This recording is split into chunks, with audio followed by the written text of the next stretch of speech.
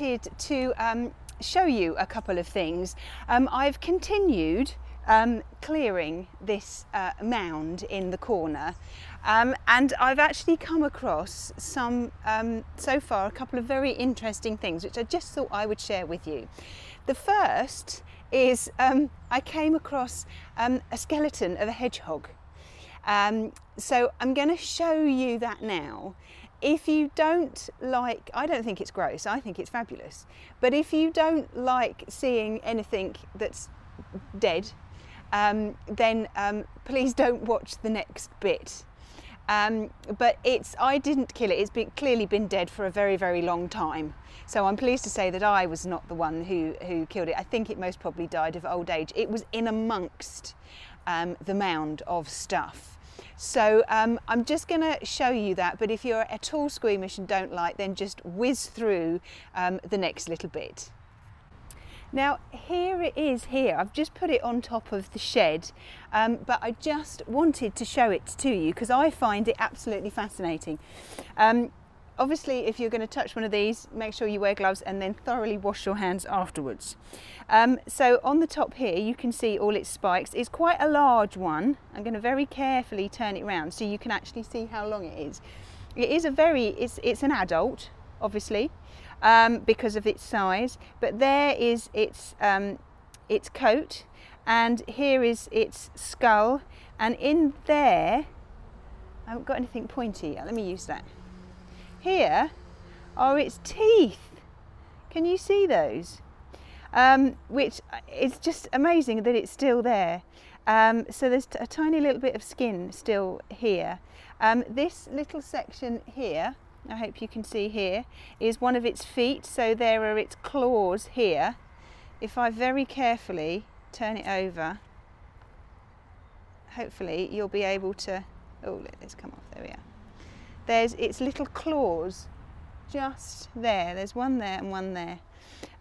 So I'm going to very carefully turn it over. There's nothing crawling in it, so it's completely gone, but there's its little rib cage there. Obviously, if you're a little bit on the gory side, then please don't watch this. But there's its rib cage there, and then obviously that's its back end there. But there's his other little leg, and there's his little his backbone going up to his skull, and more little teeth there. But I just thought I would show that to you because I do find it fascinating.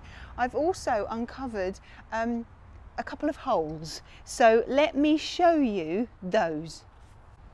Now I've also come across a couple of holes. There's one, I've got to be very careful, here, just in here, and it kind of goes in. There's also one right over the very, very back. And they've been uncovered for quite, the one over the back, if I can find that, it's right by the tree trunk, it's right at the back, sort of, it's about there, but on the other side. That one's been, I could see that for ages. I've just uncovered the one I've just shown you on the left, but this is the one that I have just uncovered. I think that's the one. No, there it is.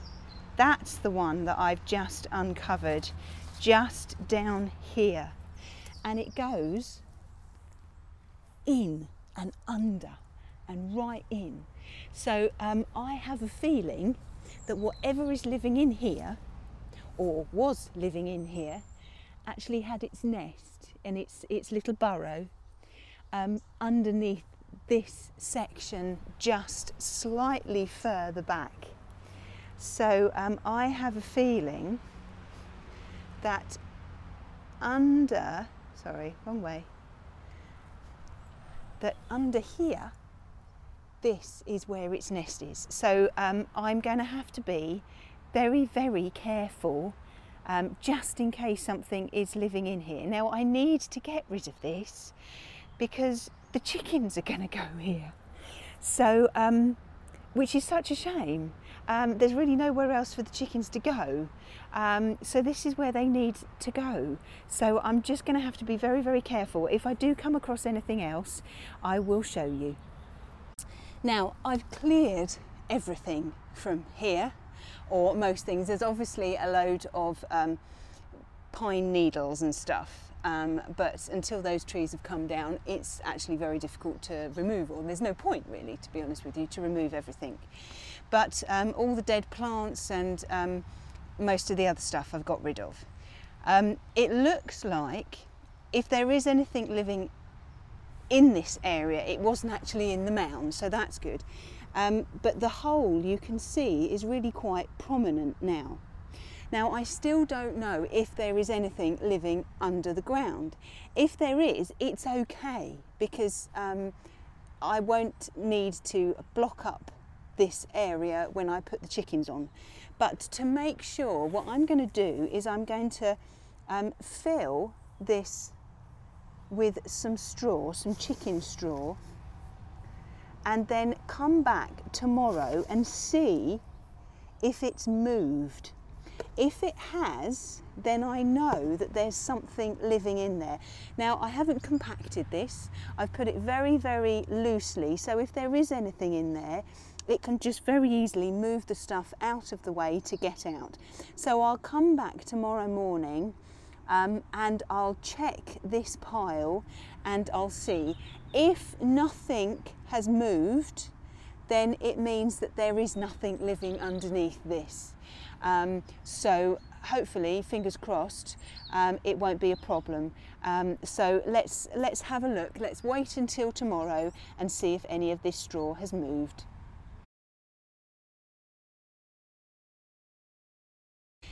Now, I've come back to this after the weekend because I put this straw here just in case there was an animal living underneath, and I thought I'll know that because the straw will be disturbed. But as you can see, the straw's not been disturbed at all.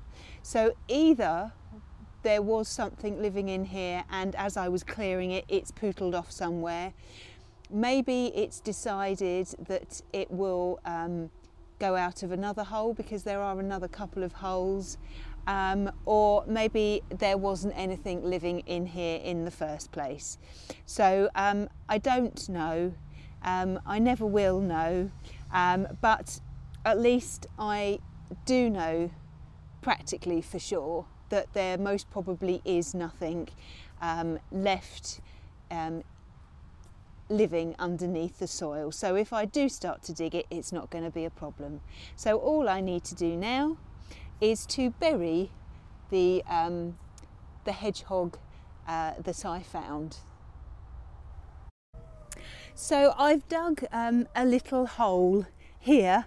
I haven't gone down particularly deep because I don't, well actually it's actually quite difficult to get down any deeper, to be honest with you. And to be honest with you, because this hedgehog is just bones, it's not going to attract any foxes to dig it up. So I'm going to put it in the bed over on the side where the fruit bed is going to go on top of it. So it will do lots of good work for my vegetables that are, well, my fruits that are going to grow. So let's just very carefully lay our little hedgehog in there, and then slowly bring back the soil. There's nothing worse than a little hedgehog being left to rot underneath some leaves. It deserves to have a proper little burial. So there we are. Goodbye, and have a lovely little rest, Mr. or Mrs. Tiggy-winkle. Well, that's my little discovery. I've now cleared all of that corner. I've buried my little hedgehog that has clearly been dead for a very long time in the little mound, so it'll now sort of break right down and go into the soil. But I think I will call that quits for the day, and I hope to see you very soon, but hopefully the next one won't be quite so gruesome and sad.